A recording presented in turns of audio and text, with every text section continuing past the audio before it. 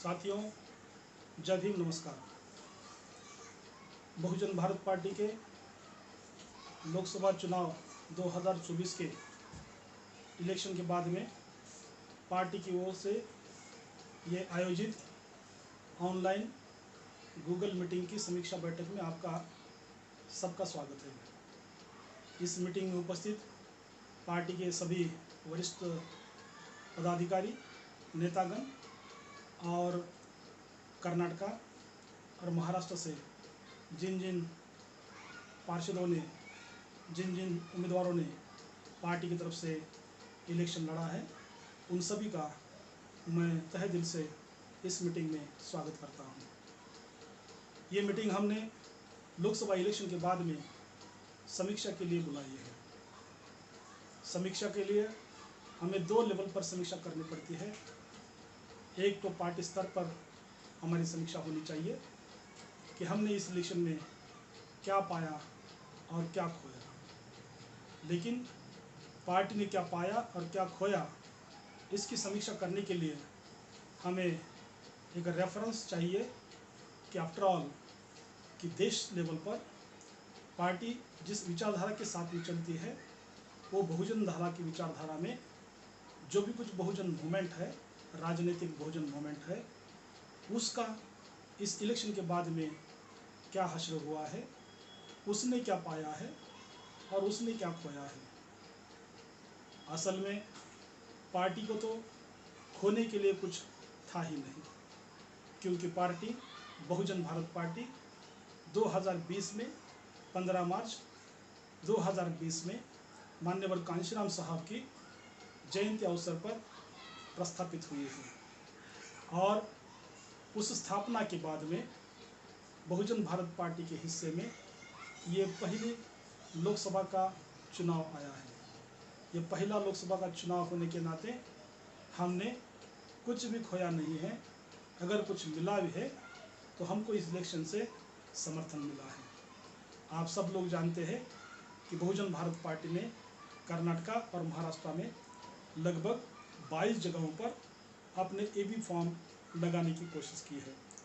उसमें से कहीं जगह पर छोटी मोटी गलती की वजह से कैंडिडेट हम खड़े नहीं कर पाए, लेकिन कर्नाटक में लगभग 7 जगहों पर और महाराष्ट्र में लगभग 12 जगहों पर हमारे कैंडिडेट खड़े थे। और कुल मिलाकर इस इलेक्शन में बहुजन भारत पार्टी के खाते में हमारे लिए 1,07,522 वोट पड़े हैं।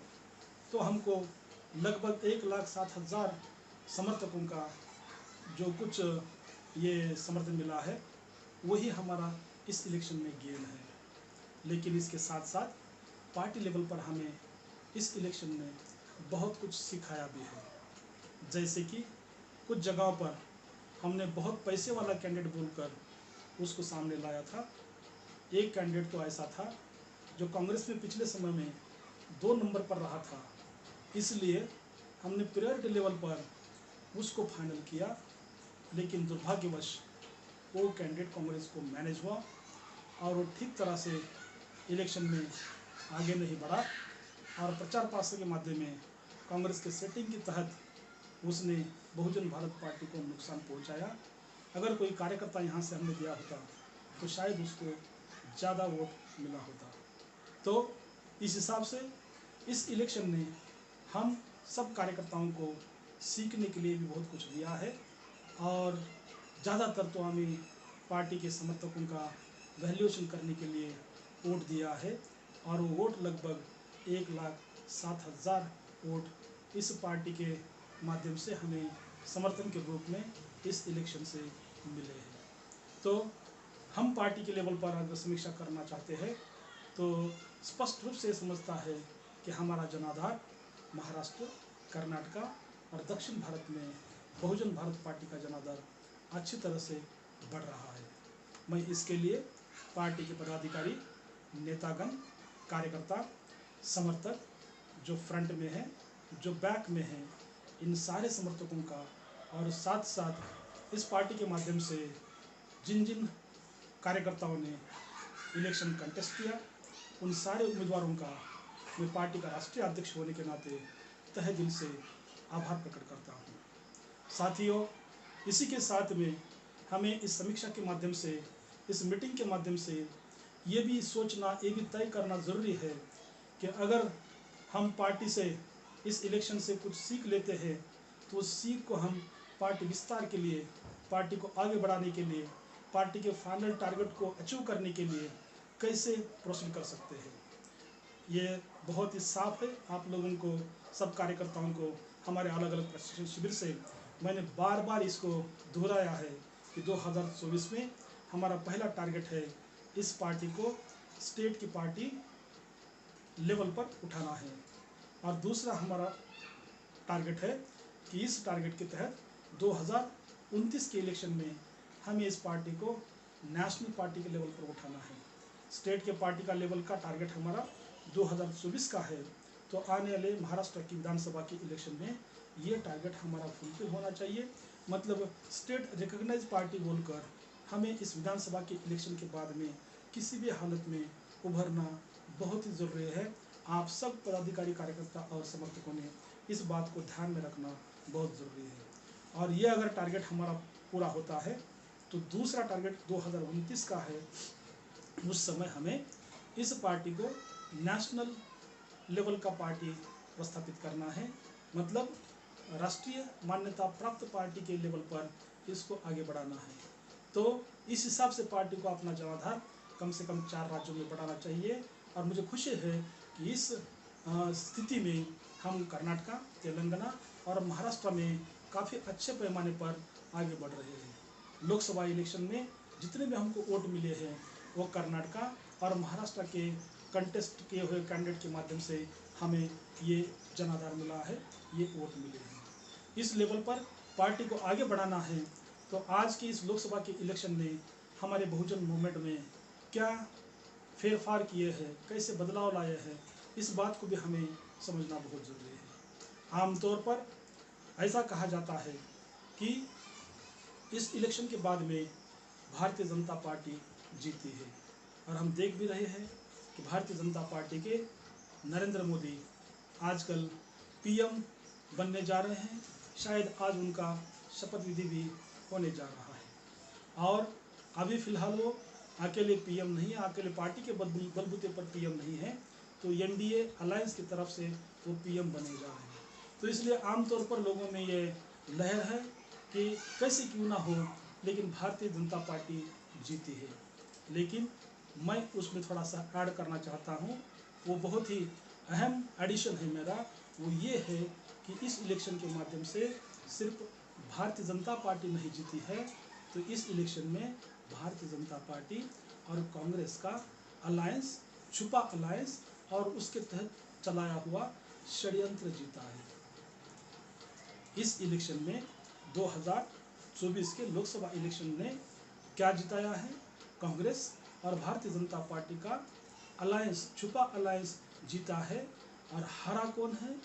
हारा वो दल है, वो विचारधारा का तबका है जो एससी और एसटी और बहुजन विचारधारा को बहुत दिलो जान से मानता है।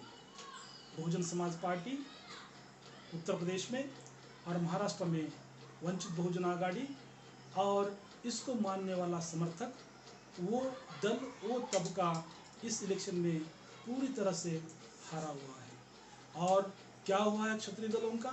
क्षत्रिय दलों ने खुद को थोड़ा बहुत मजबूत कर खुद को टेम्पररी लेवल पर बचाया है। और जीता कौन है? कांग्रेस भी जीता है और भारतीय जनता पार्टी भी जीता है। भले ही सरकार भारतीय जनता पार्टी बनाती होगी, लेकिन असल में इलेक्शन के पहले ही ये दो पार्टियों का एक छुपा एजेंडा, छुपा अलायंस था, जिसके तहत बीजेपी ने कुछ इशू कांग्रेस को दिए और कांग्रेस ने उस इशू को हाथ में लेकर दलितों का वोट, मुसलमानों का वोट और एससी एसटी का वोट छीन लिया। और जो कांग्रेस 2019 के इलेक्शन में मर चुकी थी, उसको प्रमुख विरोधी दल के लेवल पर भी संसद में बैठने का अधिकार नहीं था, उस कांग्रेस ने अभी इन दलित समाज के, मुस्लिम समाज के, एससी और एसटी के वोट को इस दलित और बहुजन विचारधारा के पार्टी से छीनकर अपने पास लिया है, अपने पास खींचा है। और उसके बदौलत मरी हुई कांग्रेस अभी प्रमुख विरोधी दल के लेवल पर उभर कर आई है। मतलब इस देश में भारतीय जनता पार्टी सत्ता में आई है मार्जिनल लेवल पर, तो वो सत्ताधारी पार्टी है, ब्राह्मणों की पार्टी भारतीय जनता पार्टी सत्ताधारी पार्टी है, ब्राह्मण विचारधारा की पार्टी भारतीय जनता पार्टी सत्ता में पहुंची है इस इलेक्शन के तहत। तो दूसरी ब्राह्मण विचारधारा की पार्टी कांग्रेस प्रमुख विरोधी दल के लेवल पर आ चुकी है। मेरा तो स्पष्ट कहना है कि कांग्रेस को इस इलेक्शन के बाद में गवर्नमेंट फॉर्म करना ही नहीं था, बल्कि सत्ता में तो भारतीय जनता पार्टी को ही जाना था। प्रमुख विरोधी दल के लेवल पर कोई तीसरा बहुजन विचारधारा वाला पार्टी इस कांग्रेस और भारतीय जनता पार्टी को आगे आने नहीं देना था। इसलिए क्षत्रिय दलों का आधार लेकर अलायंस के नाम पर, इंडिया अलायंस के नाम पर इन दलों को एक साथ लेकर कांग्रेस ने खुद का वजूद बढ़ाया और भारतीय जनता पार्टी ने उसका वजूद बढ़ने दिया।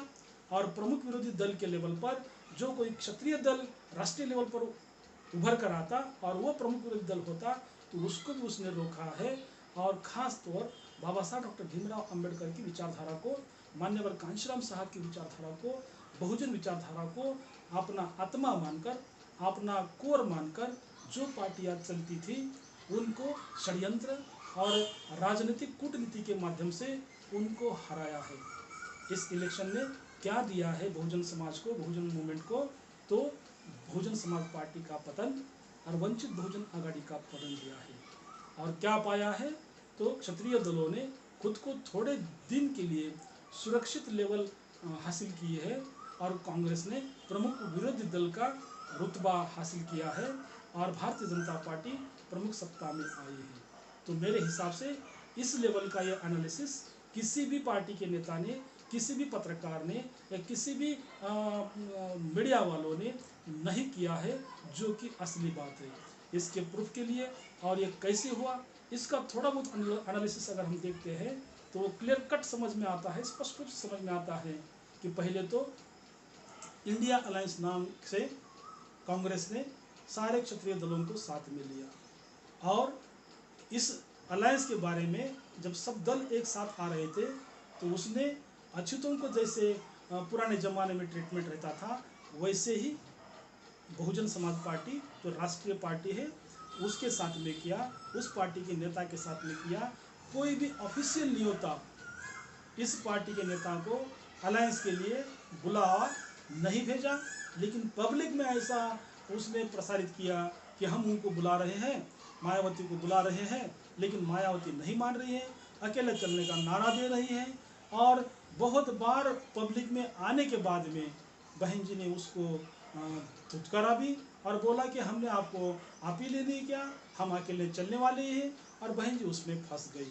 दूसरी ओर महाराष्ट्र में वंचित बहुजन आघाड़ी के साथ में बाला साहब अम्बेडकर ने ऐसा अकेले चलो का नारा नहीं दिया था, इसलिए बाला साहब अम्बेडकर, प्रकाश अम्बेडकर जी को हैंडल करना कांग्रेस के लिए अलग सी बात सामने आई। तो उसको हैंडल करने के लिए प्रकाश अम्बेडकर जी के वंचित बहुजन आघाड़ी को भी वो खुले तौर पर नकार भी नहीं रहे और उनको खुले तौर पर साथ भी नहीं ले रहे।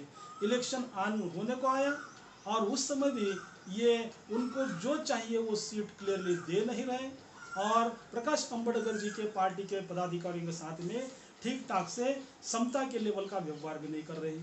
प्रकाश जी अम्बेडकर भी उस झांसे में फंस गए और अपना पूरा जो प्लानिंग था वो उन्होंने ठीक ठाक से नहीं चलाया।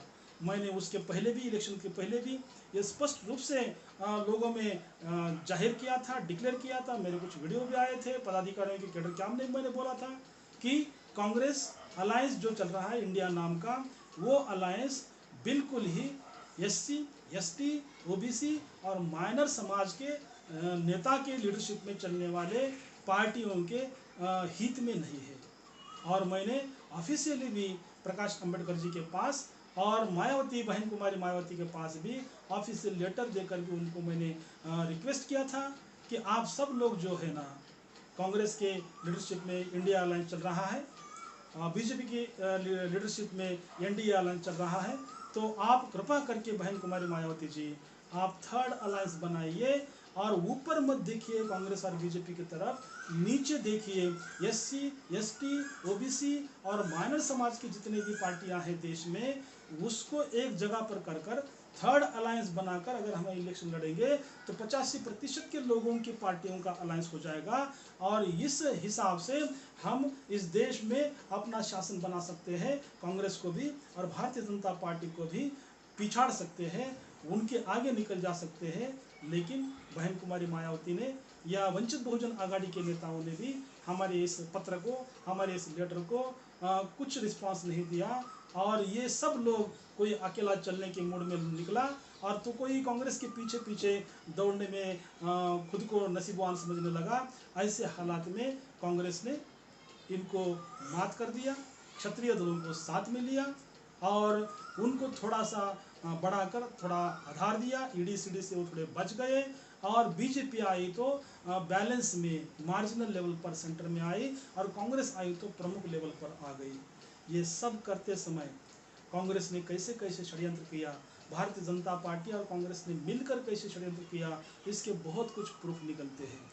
हमारे बुद्धिवादी लोगों का भी बुद्धि भेद करने का काम कांग्रेस और बीजेपी ने बहुत सही ढंग से मैनिपुलेटेड और अच्छे तरीके से उन्होंने ये एजेंडा बाहर निकाल के, कौन सा एजेंडा बाहर निकाला?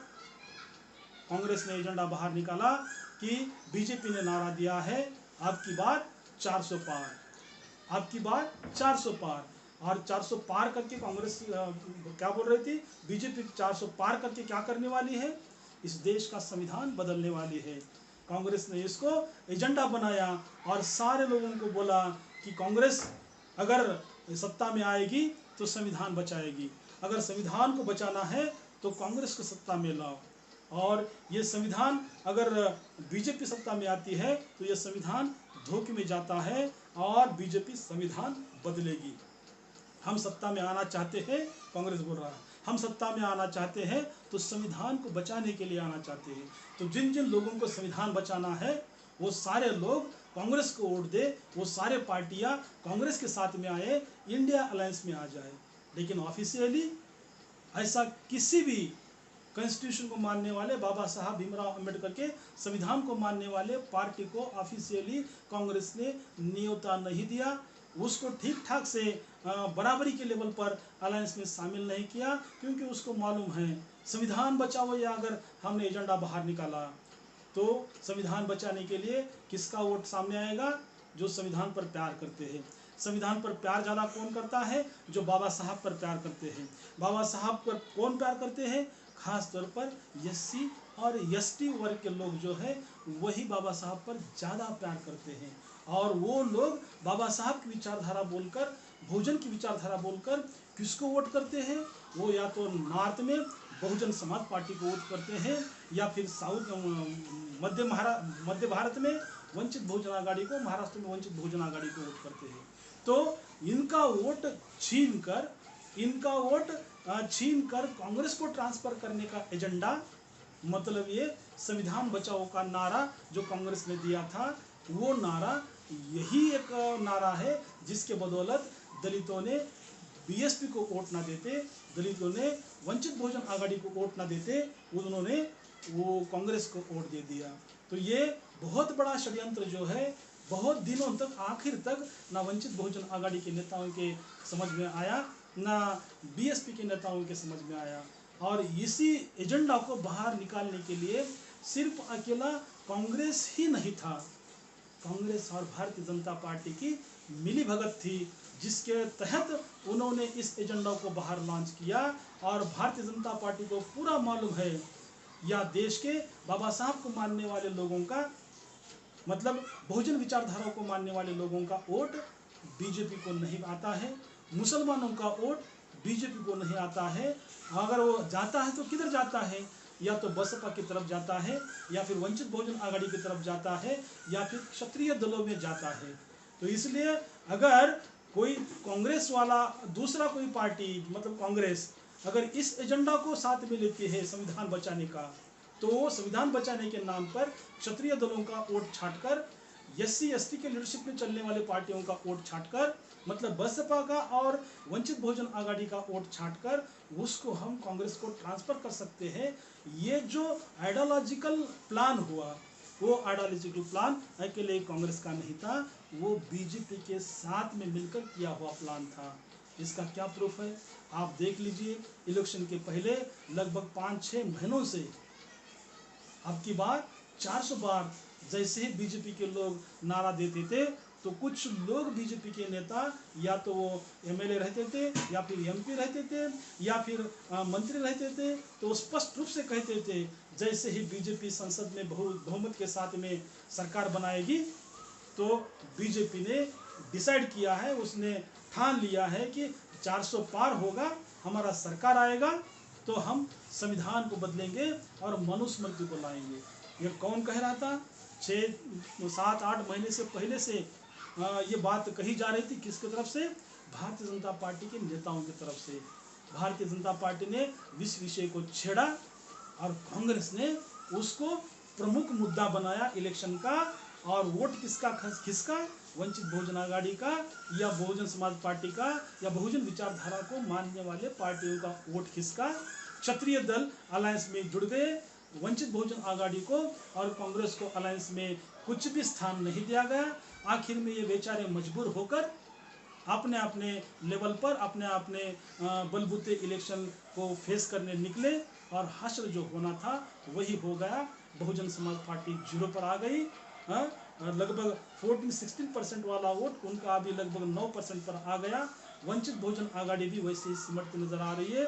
खुद बाला साहब आम्बेडकर भी खुद का जो अकोला का सीट है वो निकाल नहीं पाए, और इस वजह से इस इलेक्शन ने अगर कुछ किया है तो टेम्पररी लेवल पर ये बहुजन समाज पार्टी और ये वंचित बहुजन आघाड़ी और इनके जैसे जो भी बहुजन विचारधारा पर चलने वाले पार्टी है, उनका मूलभूत आधार कमजोर किया है।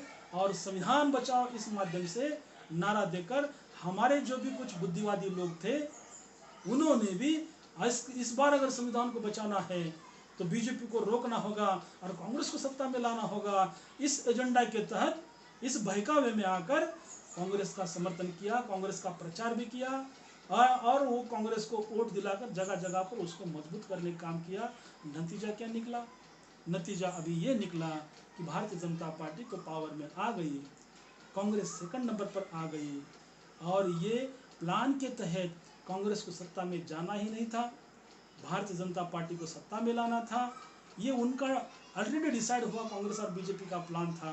तो उन्होंने, कांग्रेस ने अपने डिसाइड किए हुए प्लान के तहत षड्यंत्र के तहत जैसे ही इलेक्शन का काउंटिंग हो गया, रिजल्ट लग गया, तो इंडिया अलायंस के पूरे लोगों को साथ में लेकर उन्होंने चाहिए था कि सरकार बनने का दावा ठोक दे, लेकिन कांग्रेस ने ऐसा नहीं किया। उसके बावजूद मेरे पास जो रिपोर्ट है वो रिपोर्ट ऐसा है कि कांग्रेस अलायंस को लगभग 242 सीट मिले, और उनमें से जो अलायंस के घटक दल थे उनमें से एक था आप, दूसरा था वो सपा, तीसरा था वो तृणमूल कांग्रेस की नेता ममता बनर्जी तृणमूल कांग्रेस। ऐसे पूरे घटक दल जो है महाराष्ट्र में रहा, राष्ट्रवादी था, शरद पवार गुट, और ये शिवसेना वाला ठाकरे गुट जो था ये भी इस अलायंस में था। तो मेरे पास ऐसा रिपोर्ट है, मुझे जो बात समझ में आई है, पता चली है, तो वो ऐसा है कि ये शरद पवार का गुट, शिवसेना उद्धव ठाकरे का गुट, आम आदमी पार्टी वालों का गुट, सपा वाले लोग, तृणमूल कांग्रेस वाले लोग, ये सब मिलकर नीचे TDP के साथ में बात कर रहे थे, इधर नीतीश बाबू के साथ में बिहार की बात कर रहे थे, और इनको साथ में लेकर अलायंस बनाकर सरकार तैयार करने की कोशिश कर रहे थे। और इनका बहुत कुछ लगभग काउंटिंग होने के बाद दिनों के बीच में एक 40-42 घंटों तक इनका ये सिलसिला चलता रहा, छुपा प्रोग्राम चलता रहा, और लगभग पूरा तय हुआ और उनका बहुमत भी साबित होने लगा। तो उन्होंने कांग्रेस को पूछा, तुम जाओ, हम जाएंगे राष्ट्रपति की तरफ और हमारा सरकार बनाने का दावा ठोक देंगे। तो कांग्रेस ने उसको मना किया, और कांग्रेस बोला नहीं, भारतीय जनता पार्टी को मैंडेट मिला है तो भारतीय जनता पार्टी का ही सरकार बनने देंगे, नहीं तो हम लोगों में बदनाम होंगे। मतलब जब सरकार फॉर्म हो रहा है और कांग्रेस नहीं बोल रही है, तो अभी टीडीपी, नीतीश कुमार, ये सब लोग मिलकर भी, और सपा, आम आदमी पार्टी, शरद पवार राष्ट्रवादी गुट, शिवसेना गुट, ये सब मिल भी गए तो सरकार कैसे फॉर्म करेंगे? मतलब आखिर में किसने दगा दिया, किसने दगा फटका किया? तो वो कांग्रेस था। कांग्रेस ने बोला नहीं, भारतीय जनता पार्टी का होने दो, हम बाद में खेलेंगे। मतलब क्या है, उनको पहले से ये क्लियर था कि हमको प्रमुख विरोधी दल के रूप में ये सत्ता में नहीं जाना है, प्रमुख विरोधी दल के रूप में सामने आना है, और सत्ता किसको देना है? भारतीय जनता पार्टी को ही देना है। इस तरह से इस इलेक्शन में कांग्रेस और भारतीय जनता पार्टी ने मिलजुल कर बहुजन मूवमेंट के पॉलिटिक्स को दमन किया है, और नतीजा ये निकला कि मायावती की बहुजन समाज पार्टी 0 लेवल पर आ गई, और जो कुछ वंचित बहुजन आघाड़ी का पहला जनाधार था महाराष्ट्र में, वो भी खत्म हो गया। तो मेरे हिसाब से ये बड़ी गेन टेम्परेरी लेवल पर, जिसको मैं कह सकता हूँ, ये इस षड्यंत्र के तहत भारतीय जनता पार्टी और कांग्रेस ने मिलाया और अचीव किया।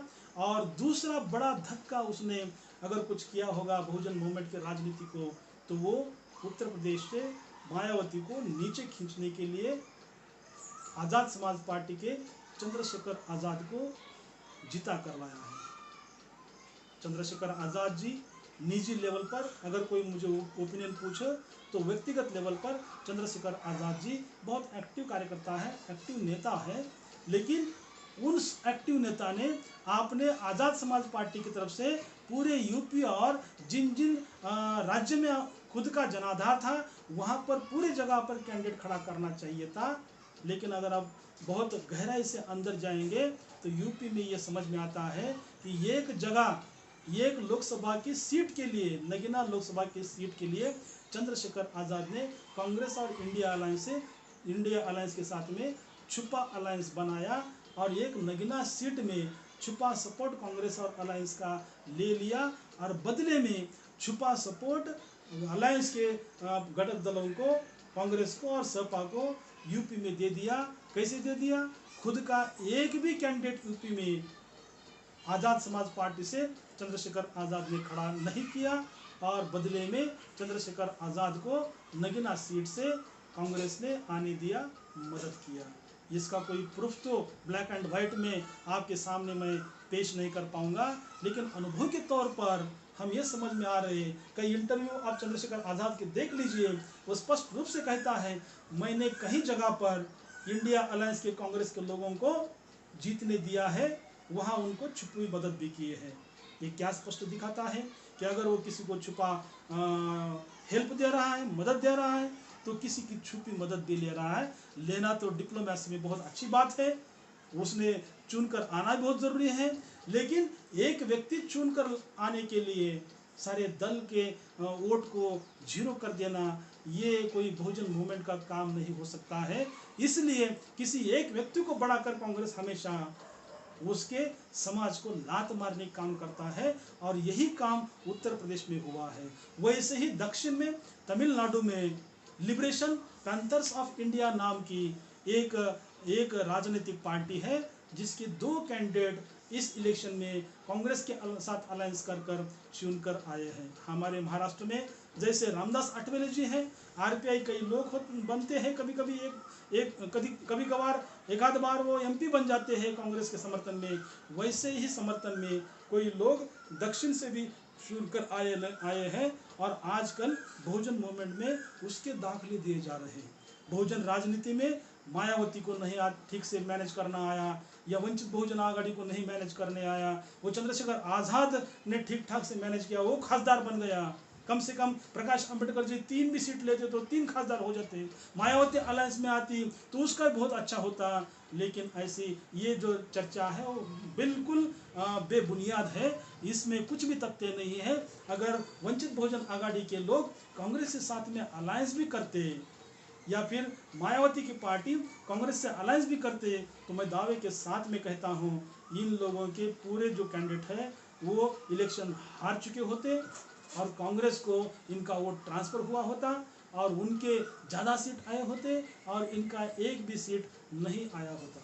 तो ये मिशनरी जो डिफिट है, मिशनरी जो पराभव है, मिशनरी जो लॉस है, ये चंद्रशेखर आज़ाद को बढ़ावा देकर और नीचे दो खासदारों को बढ़ावा देकर, बहुजन समाज से जन्मे हुए उन लोगों को बढ़ावा देकर ये कांग्रेस और भारतीय जनता पार्टी ने मिलजुल कर किया है। और कांग्रेस को चाहिए था कि मायावती की पार्टी अभी जड़ों से, पूरे अपने जड़ों से यहाँ हिल जाए, ख़त्म हो जाए, और उसके बदले में हमारे हाथ में खिलने वाला यह कोई कठपुतली जैसा दलित नेता सामने आए। उसी की तहत उन्होंने चंद्रशेखर आज़ाद को आगे बढ़ाया है और महाराष्ट्र में बाला साहब आम्बेडकर जी को ख़त्म कर दिया है और दक्षिण से दो आदमियों को दलित समाज के बढ़ावा दिया है। उनको दो लोगों को, एक आदमी को खासदार बनाना और उसके सारे समाज का वोट ट्रांसफर करना। एक आदमी अगर संसद में जाएगा भी तो क्या करेगा वो?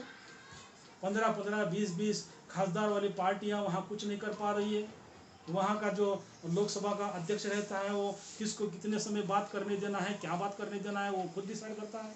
तो मेरे हिसाब से भारतीय जनता पार्टी और कांग्रेस ने बहुत ही षड्यंत्र के तहत इस बहुजन राजनीति को, बहुजन विचारधारा के राजनीति का मजबूत जो स्टैंड है, उसके जो मूलाधार है, उसको ख़त्म करने के लिए अपने इशारे पर चलने वाले कुछ लोगों को, दलित लोगों को आगे किया है और चंद्रशेखर आज़ाद उसी की निपज है, ऐसा मैं स्पष्ट रूप से मानता हूँ। इसलिए मैं समझता हूँ कि इस इलेक्शन ने हमको क्या दिया, तो बहुजन मूवमेंट के राजनीति को समझने वाले लोगों ने यह समझ लेना चाहिए कि बहुजन मूवमेंट की राजनीति को उसने बहुत बड़ा धक्का दिया है।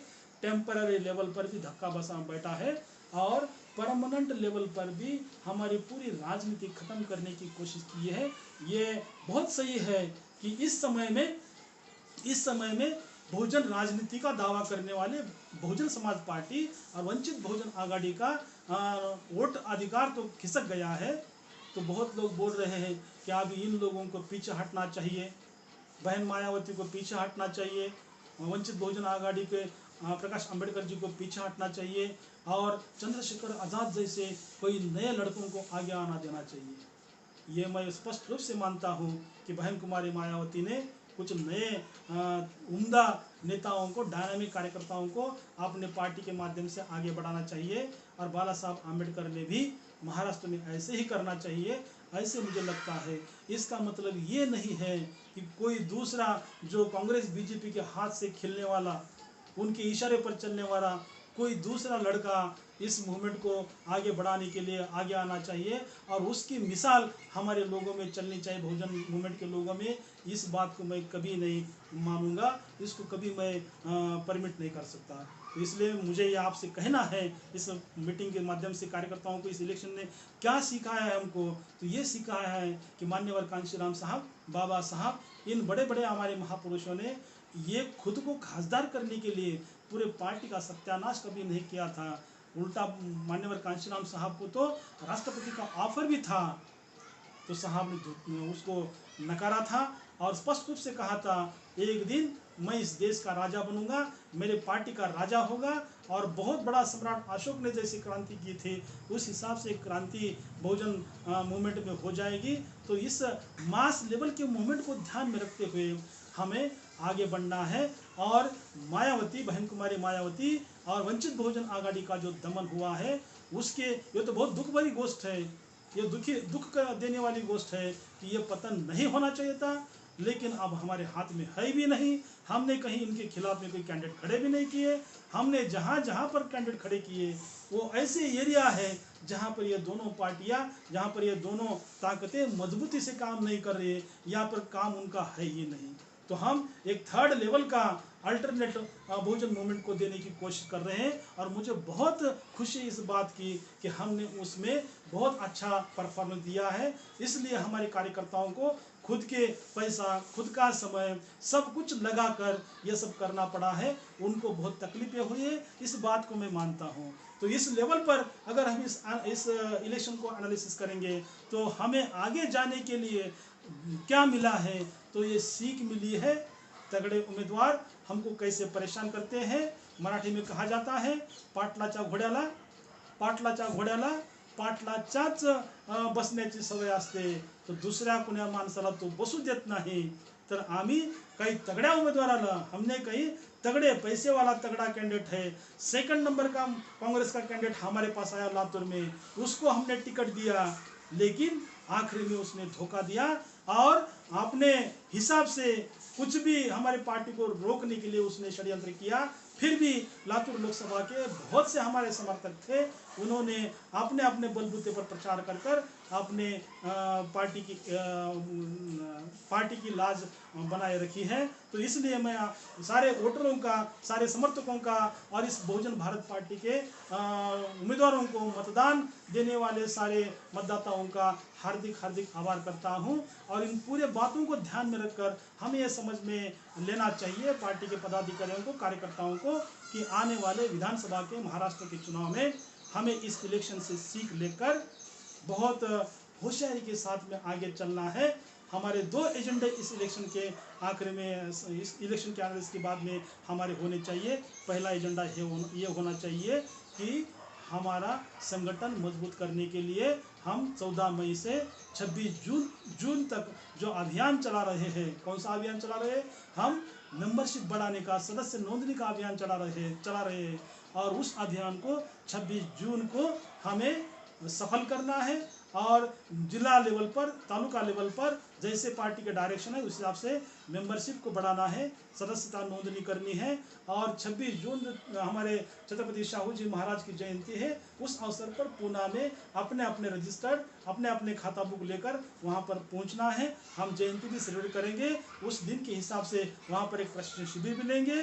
और उसके साथ में हमें दूसरा एजेंडा पूरा करना है। हमने कई जगह पर पैसे वाला कैंडिडेट बोलकर कांग्रेस का दूसरे नंबर का कैंडिडेट हमने दिया था, लेकिन कैसे दगा फटका वो करता है, कांग्रेस ने हमारे खिलाफ, पार्टी के खिलाफ कैसे षड्यंत्र रचाया, उससे अगर बचना है तो हमारे बलबूते पर हमें महाराष्ट्र की विधानसभा के इलेक्शन कंटेस्ट करना होगा। इसलिए अगर हमारा बलबूता मजबूत करना है तो हमें हमारा पार्टी का फंड कलेक्ट करना पड़ेगा, उसका फंड रेज करना पड़ेगा। तो ये 14 मई से 26 जून तक हम फंड रेज करने का प्रोग्राम जिला लेवल, तालुका लेवल के कार्यकर्ताओं को दिए हैं। तो उस हिसाब से आप फंड कलेक्शन का काम करो और हमारे हर विधानसभा से कम 5 लाख तक का फंड आपने खड़ा करना बहुत जरूरी है। 5 लाख का फंड मतलब क्या है? 500 लोग और 1000 रुपया देने वाले। तो इसलिए 500 लोग 1000 रुपये देने वाले एक विधानसभा के स्तर पर हम आराम से खड़ा कर सकते हैं। तो ये हमने करना है और ये पूरे रजिस्टर लेकर हमको वहाँ पूना में 26 जून के दिन वहाँ पर पहुँचना है। मैं आप सभी लोगों से अपील करता हूँ कि मेरी बात को आप ठीक ठाक से समझे हैं। बहुजन भारत पार्टी और आप लोगों के कांधों पर अभी बहुत बड़ी जिम्मेदारी आ रही है। कांग्रेस और बीजेपी के षड्यंत्र के तहत, भारतीय जनता पार्टी और कांग्रेस के षड्यंत्र के तहत बहुजन समाज पार्टी और वंचित बहुजन आघाड़ी का दमन हो रहा है। हम नहीं चाहते कि उनका दमन हो जाए, इसलिए बहुजन राजनीति में पूरे भारत देश में एक अवकाश तैयार हो रहा है। इस अवकाश को फिलअप करने का, उसको भरने का अगर कोई बड़ा जिम्मेदारी का काम किसी का है तो तुम्हारा है, बहुजन भारत पार्टी के कार्यकर्ताओं का है। इसलिए आप पार्टी के ऊपर से जैसे जैसे आदेश आएंगे उस हिसाब से आप काम में लग जाओ। तेलंगाना के लोग, कर्नाटका के लोग और महाराष्ट्र के लोग आप बढ़ चढ़कर इस प्रोग्राम को रन करो। तेलंगाना, कर्नाटक के हैदराबाद और बेंगलोर में भी मैं जुलाई के 24 और 27 में आ जाऊंगा। वहां पर भी इसी तरह से काम होना है। हमें पार्टी को बढ़ाना है, पॉलिटिकल लेवल पर और नॉन पॉलिटिकल लेवल पर भी, दोनों लेवल पर हमको इस पार्टी का जनाधार बढ़ाना है। इस हिसाब से आप सब लोग काम करेंगे, इसी उम्मीद के साथ में मैं आपसे रजा लेता हूँ। धन्यवाद। जय भीम। नमस्कार।